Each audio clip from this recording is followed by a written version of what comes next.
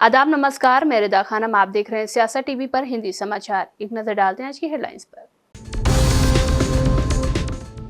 जम्मू कश्मीर दौरे पर home minister Amit Shah, कहा जम्मू कश्मीर आतंकवाद से अब पर्यटन केंद्र में हुआ तब्दील।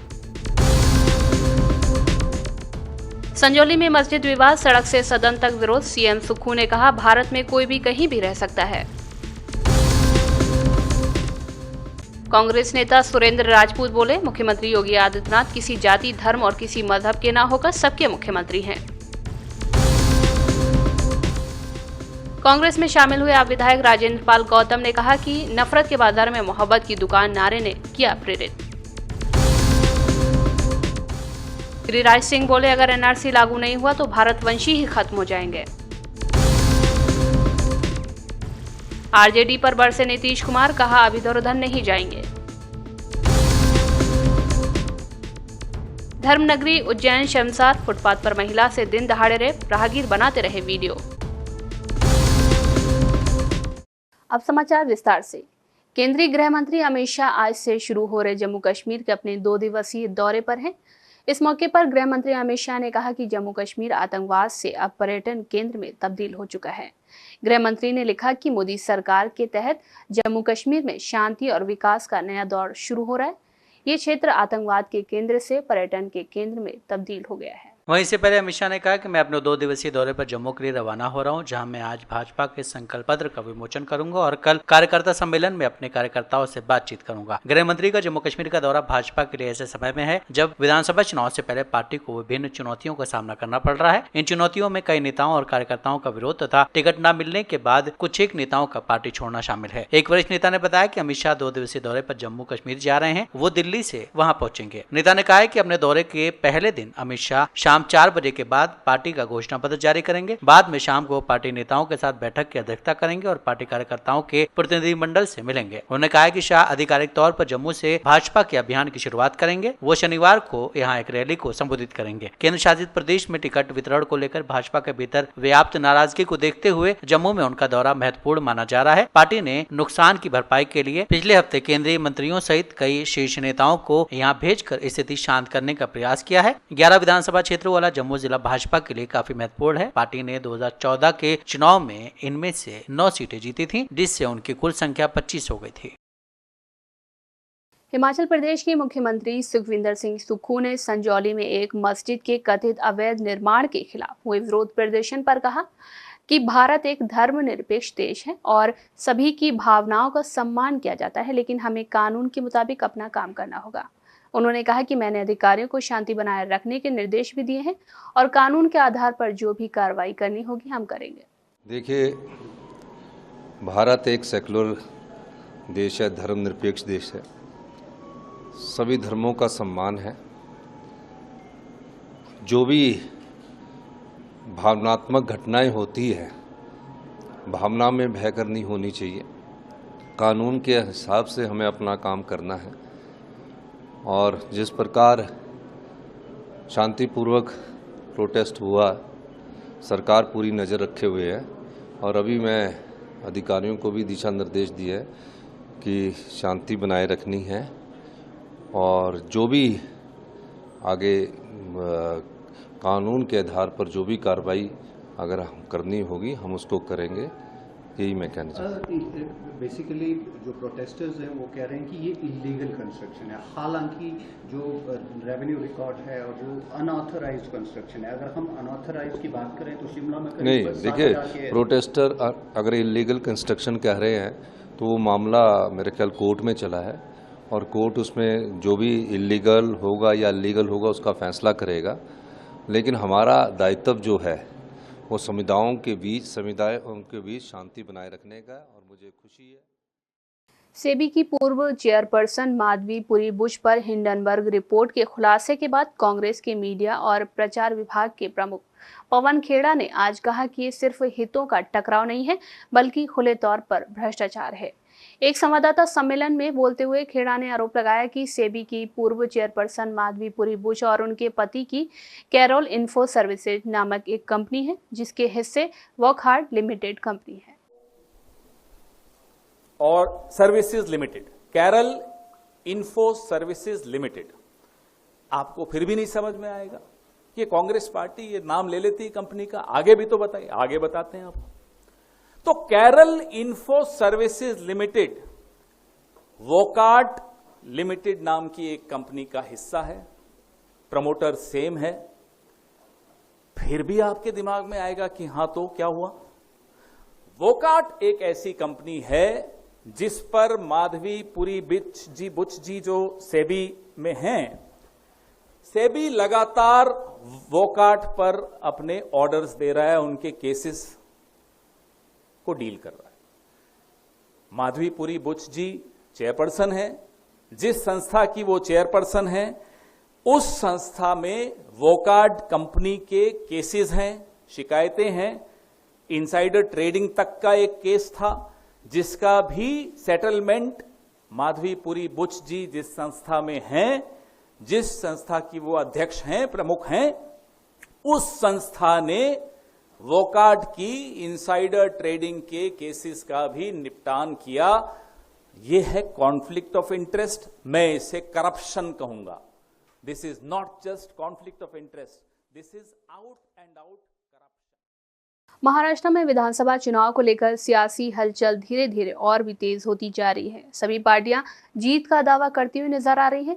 इस बीच महाराष्ट्र कांग्रेस अध्यक्ष नाना पटोले ने कहा कि महाराष्ट्र में मुख्यमंत्री की कुर्सी की लड़ाई नहीं है, जनता के अधिकार की लड़ाई है। यही सबसे ज्यादा महत्वपूर्ण है। जो लोग शिवाजी महाराज के नाम पर भी भ्रष्टाचार कर सकते हैं, उनकी प्रतिमा खराब कर सकते हैं, अंबेडकर विचारधारा को खत्म करना चाहते हैं, ऐसे लोगों से महाराष्ट्र को बचाना ही हमारा धर्म है और इसी के आधार पर हम आगे बढ़ेंगे। कांग्रेस ने भी यही बयान शुरुआत में दिया था और अभी भी कांग्रेस का वही बयान है जो शरद पवार जी ने दिया है, और महाविकास आघाड़ी करके ही हम लोग सब लोग सामने जाएंगे। और महाराष्ट्र में आज जरूरत है मुख्यमंत्री की कुर्सी का लड़ाई नहीं है, आज जनता का अधिकार की लड़ाई, यही सबसे बड़ा महत्व का है। जो लोग शिवाजी महाराज के नाम से भी भ्रष्टाचार कर सकते हैं, उनकी प्रतिमा मलिन कर सकते हैं, शव फुले अम्बेडकर विचारधारा को खत्म करना चाहते हैं, ऐसे लोगों से महाराष्ट्र बचाना, यही हमारा सबका धर्म है और उसी आधार पर हम लोग सब आगे बढ़ेंगे। महाराष्ट्र के मुख्यमंत्री माझी लाडली बहन योजना पर एनसीपी एससीपी सांसद सुप्रिया सुले ने कहा कि मुख्यमंत्री के नाम से जो महिलाओं और बहनों के लिए योजना लाई गई है वो लोकसभा के नतीजों के बाद आई है।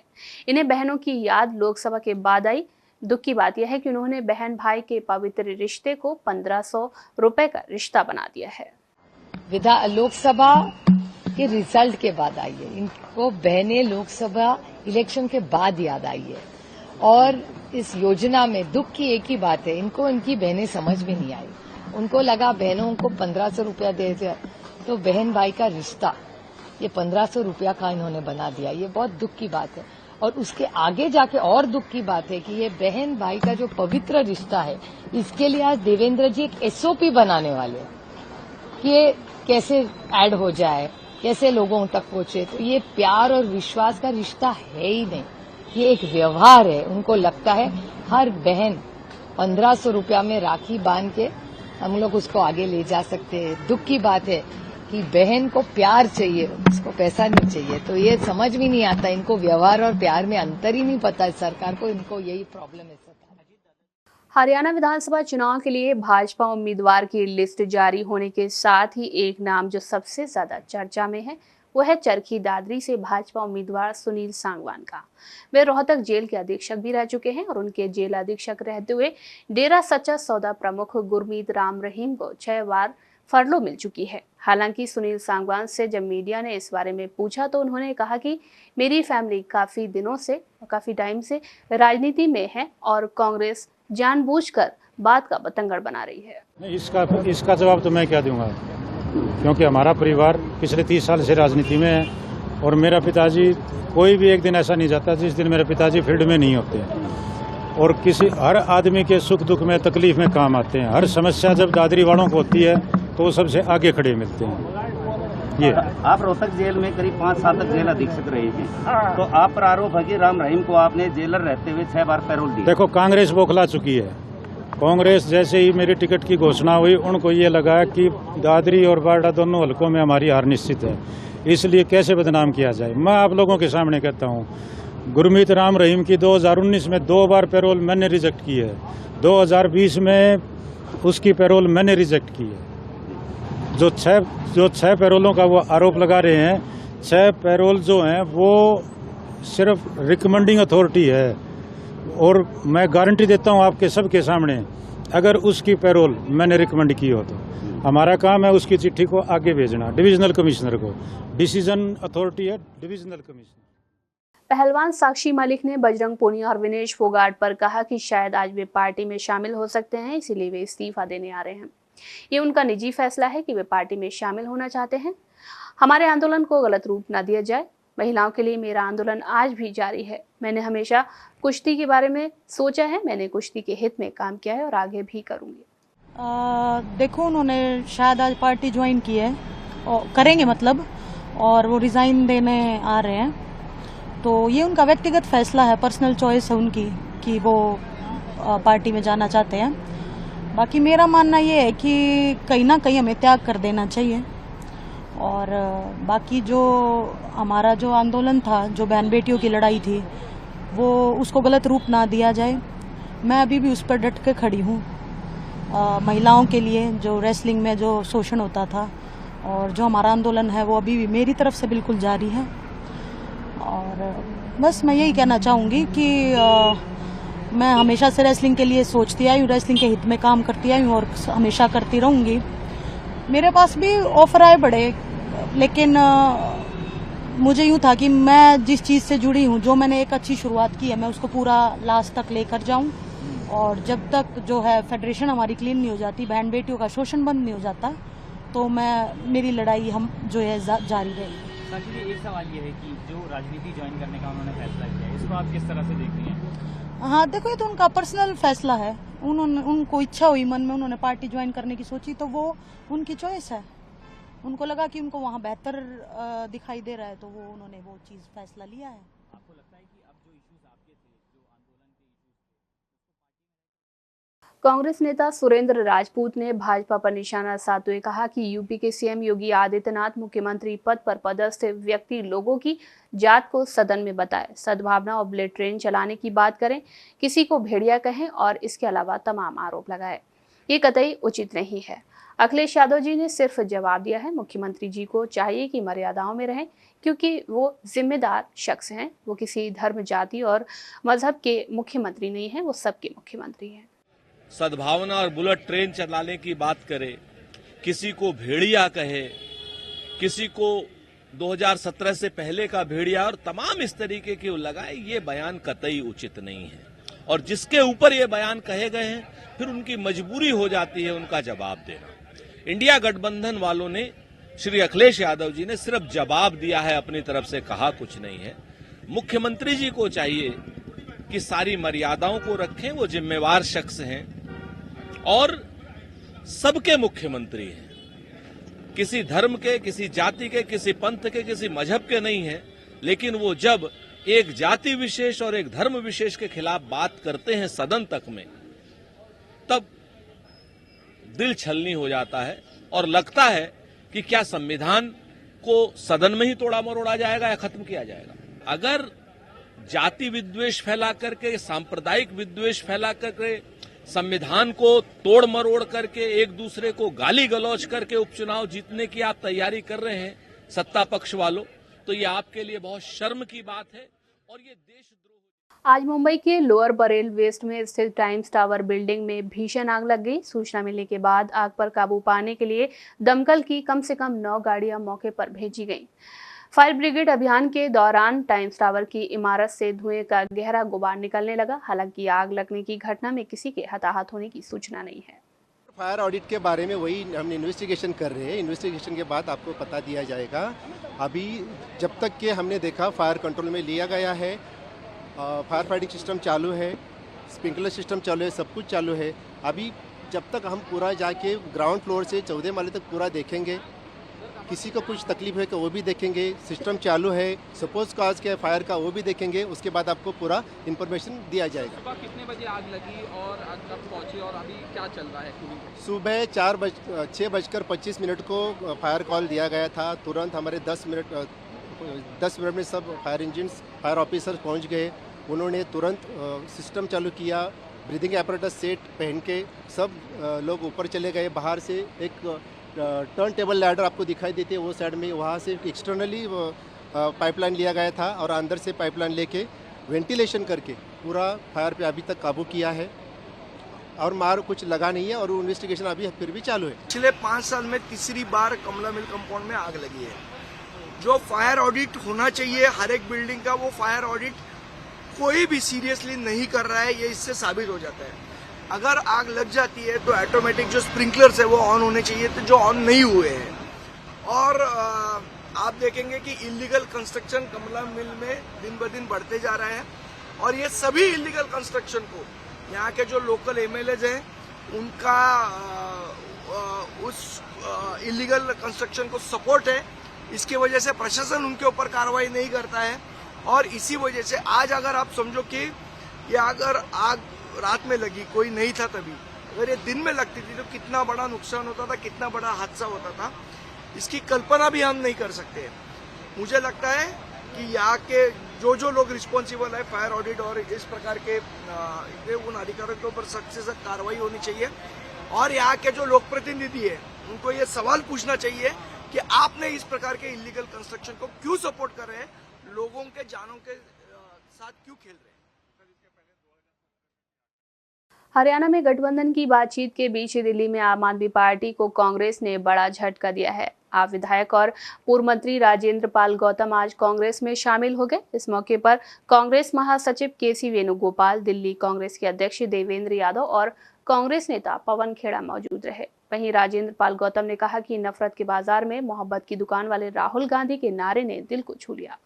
सामाजिक न्याय की लड़ाई आगे ले जाने के लिए मैं कांग्रेस में शामिल हो रहा हूँ। एक ही चीज है, सामाजिक न्याय। सामाजिक न्याय, जाति जनगणना, जिसकी जितने संख्या बारी उसकी उतनी हिस्सेदारी। आज प्रतिनिधित्व की बात हर जगह हर क्षेत्र में सबको मिले, ये बात राहुल गांधी जी कर रहे हैं। नफरत के बाजार में मोहब्बत की दुकान खोलने की बात राहुल गांधी जी कर रहे हैं। देश के संविधान की रक्षा की, जाति जनगणना की बात राहुल गांधी जी कर रहे हैं। तो जब सबकी हिस्सेदारी भागीदारी की लड़ाई जो फूले साहू अम्बेडकर, पेरियार, माने और कांसीराम साहब ने लड़ी और उसी लड़ाई को लड़ते हुए मुझे 43 साल हो गए, तो मेरा जो प्रतिनिधित्व की लड़ाई है, मेरी जो सामाजिक न्याय की लड़ाई है, आज अगर उसको मेरी अपनी पार्टी आम आदमी पार्टी तैयार नहीं है उसके लिए काम करने के लिए और उसके लिए कांग्रेस कर रही है, राहुल गांधी जी कर रहे हैं, खड़गे जी कर रहे हैं, तो मुझे क्यों उनका साथ नहीं देना चाहिए? तो मेरे मन ने कहा कि नहीं, अब बहुत हो चुका, मुझे इस लड़ाई में उनका साथ देना पड़ेगा। केंद्रीय मंत्री गिरिराज सिंह ने हिमाचल प्रदेश के मंत्री अनिरुद्ध सिंह के विधानसभा में दिए गए बयान पर कहा कि जब हम एनआरसी की बात करते हैं तो राहुल गांधी इसका विरोध करते हैं, लेकिन मैं हिमाचल में कांग्रेस की सरकार मुख्यमंत्री की मौजूदगी में सदन में कांग्रेस के मंत्री कह रहे हैं कि इसकी जांच होनी चाहिए और लोगों को इसका सर्टिफिकेट दिया जाना चाहिए, यानी कि एनआरसी होना चाहिए। एनआरसी की जरूरत सिर्फ बिहार के 4 जिलों में नहीं बल्कि पूरे बिहार देश में है। अगर एनआरसी लागू नहीं हुआ तो भारतवंशी ही खत्म हो जाएंगे। सदन के अंदर मुख्यमंत्री की उपस्थिति में कह रहे हैं कि इसकी जांच होनी चाहिए और लोगों को इसका एक सर्टिफिकेट देनी चाहिए, यानी एनआरसी होनी चाहिए, नेशनल रजिस्टर्ड सर्टिफिकेट।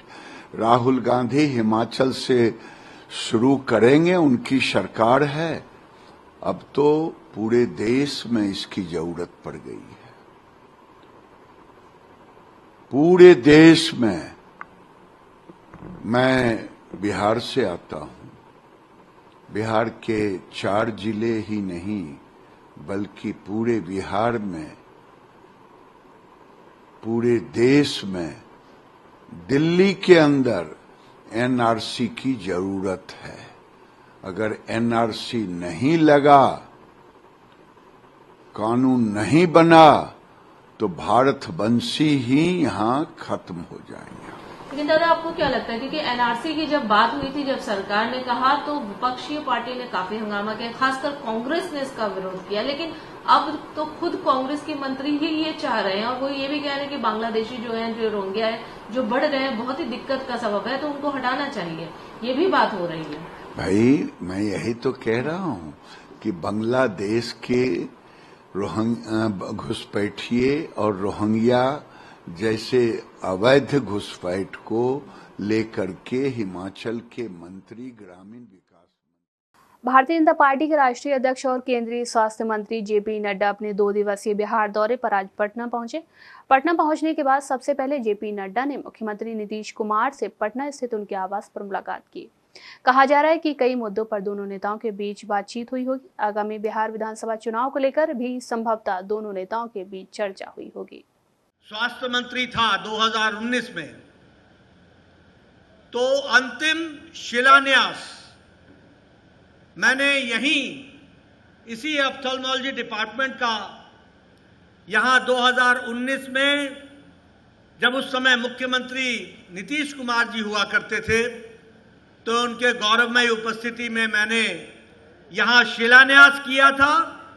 और आज फिर से मंत्री बनने के बाद पहला उद्घाटन भी मैं IGIMS के उसमें कर रहा हूं। यह मुझे सौभाग्य मिला है। जेपी नड्डा 2 दिवसीय बिहार दौरे पर आज पटना पहुंचे हैं। इस दौरान जेपी नड्डा ने सीएम नीतीश कुमार से मुलाकात की। फिर दोनों नेताओं ने IGIMS स्थित आई हॉस्पिटल का उद्घाटन किया। इस मौके पर बिहार के मुख्यमंत्री नीतीश कुमार ने आरजेडी पर भी हमला बोला। नीतीश कुमार ने कहा कि भाजपा से हमारा रिश्ता 1995 से है। पहले वाले क्या करते थे, 2 बार इधर उधर हुए तो वो गलती हो गई, अब कभी इधर उधर नहीं जाएंगे। 39 मरीज ही आते थे, यानी एक दिन में 1 या 2, ये कुल मिलाकर के 1 महीने में उतना होते थे, इतना कम था। तो जब हम लोगों ने जैसे ही सरकार में आए थे, नवंबर 2005 की बात है, तो 2006 से अस्पतालों में मरीजों को मुफ्त दवा देने की शुरुआत की गई। और इसके शुभारंभ के लिए तत्कालीन महामहिम उपराष्ट्रपति श्रद्धेय श्री भैरव सिंह शेखावत जी पटना आए थे। उन्हीं को हमने अनुरोध किया था, वो आए थे और उसी में उद्घाटन हुआ। तो आप समझ लिए कि मरीजों के मुफ्त दवा का इंतजाम हुआ। तो ये सब काम शुरू कर दिया गया। साथ ही डॉक्टरों की बहाली की गई। अस्पतालों में डॉक्टरों की उपस्थिति सुनिश्चित कराई गई और मुफ्त स्वास्थ्य जांच, एम्बुलेंस की सुविधा की गई। ये सब काम कराया गया। अब सुविधाएं काफी अच्छी हो गई है। अब जिसके कारण आप जानते हैं प्राथमिक स्वास्थ्य केंद्र, अभी जो आपको पहले बता रहे थे, प्राथमिक स्वास्थ्य केंद्र में 1 महीना में। मध्य प्रदेश के उज्जैन से एक घिनौना मामला सामने आया है। यहाँ सड़क किनारे एक महिला के साथ दिन दहाड़े रेप किया गया। इससे भी ज्यादा शर्मनाक यह है कि महिला को बचाने की बजाय राहगीर इसका वीडियो बनाते रहे। वीडियो वायरल होने के बाद पुलिस ने आरोपी को गिरफ्तार कर लिया है। घटना बुधवार की बताई जा रही है। गुरुवार को वीडियो सामने आने के बाद पुलिस ने इस पर संज्ञान लिया। इस घटना के सामने आने के बाद कांग्रेस प्रदेश अध्यक्ष जीतू पटवारी ने भाजपा पर निशाना साधा है। हद तो तब हो गई जब उज्जैन मुख्यमंत्री का अपनी कॉन्स्टिट्यूंसी में सार्वजनिक स्थान पर फुटपाथ पर एक बहन का रेप कर दिया। क्या हालात है मध्य प्रदेश के? क्यों मौन है मुख्यमंत्री, क्यों मौन है शिवराज सिंह चौहान, क्यों मौन है भारतीय जनता पार्टी, क्यों नरेंद्र मोदी जी को एक शब्द भी इस पे बोलते नहीं आता है? सवाल यह है कि लॉ एंड ऑर्डर में मध्य प्रदेश जंगल राज आ गया है। वो किसी भी परिस्थिति में नया ST SC बहनें या व्यापारी या आमजन सुरक्षित भी नहीं है। और बहनों के साथ जो बलात्कार और अत्याचार मध्य प्रदेश में होता है, देश में कहीं नहीं होता है। नरेंद्र मोदी जी संज्ञान में लाओ, देश के गृह मंत्री संज्ञान में लाओ। भारतीय जनता पार्टी पूरे देश में आंदोलित है बंगाल की घटना को लेके। जरूर वहां भी जो घटना हुई विभत्स है, अपराधियों को फांसी होना चाहिए, पर मध्य प्रदेश की ओर भी तो देखो कि यहाँ हालात क्या है। मध्य प्रदेश में हालात बस। रूस के विदेश मंत्री सर्गेई लावरोव ने यूक्रेन युद्ध मामले में अमेरिका को रेड लाइन पार नहीं करने की चेतावनी दी है। उन्होंने जोर देकर कहा कि वॉशिंगटन मास्को के साथ आपसी संयम की भावना को खो रहा है। रूस की सरकारी समाचार एजेंसी ने अपनी रिपोर्ट में बताया कि विदेश मंत्री ने इसे खतरनाक कहा है। विदेश मंत्री ने कहा कि यूक्रेन को हथियार सप्लाई करने के मामले में अमेरिका ने लाल रेखा को क्रॉस कर लिया है। अमेरिका को ये समझना चाहिए कि हमारी रेड लाइन मजाक बनाने की चीज नहीं है। वे अच्छी तरह से इस बात को जानते हैं। रूसी विदेश मंत्री ने कहा है कि उन्हें उम्मीद है कि वाशिंगटन यूके को हथियार सप्लाई करने के संभावित परिणाम को समझेगा। उन्होंने कहा है कि मुझे विश्वास है कि वहां महत्वपूर्ण प्रभाव डालने वाले उचित लोग बचे हुए हैं। हमें उम्मीद है कि वो अमेरिका के हितों को ध्यान में रखेंगे। दूसरी तरफ अमेरिका के राष्ट्रीय सुरक्षा परिषद के प्रवक्ता ने कहा है कि अमेरिका उन सभी देशों का स्वागत करने के लिए तैयार है जो यूक्रेन युद्ध को समाप्त करने में मदद करने के लिए तैयार हैं। उन्होंने कहा है कि जो भी देश यूक्रेन के राष्ट्रपति जेलेंस्की के विशेषाधिकारों, यूक्रेन के लोगों के विशेषाधिकारों, न्यायपूर्ण शांति के लिए की योजना को ध्यान में रखते हुए युद्ध समाप्त करने की भूमिका में आगे आएंगे, उनका अमेरिका स्वागत करेगा। इसके अलावा रूसी राष्ट्रपति व्लादिमीर पुतिन ने भी नरम रवैया अपनाते हुए पहली बार यूक्रेन में शांति का संकेत दिया है। भारत समेत 3 देशों का नाम लेते हुए उन्होंने कहा है कि ये देश यूक्रेन में संघर्ष को रोकने के लिए गंभीर हैं। पुतिन ने भारत के अलावा ब्राजील और चीन का नाम लेते हुए कहा है कि यूक्रेन के मामले में वो अपने इन दोस्तों के साथ संपर्क में हैं। हिंदी समाचार बस यही समाप्त होता है। मुझे दें इजाजत। बाकी खबरों के लिए बने रहें सियासत टीवी के साथ।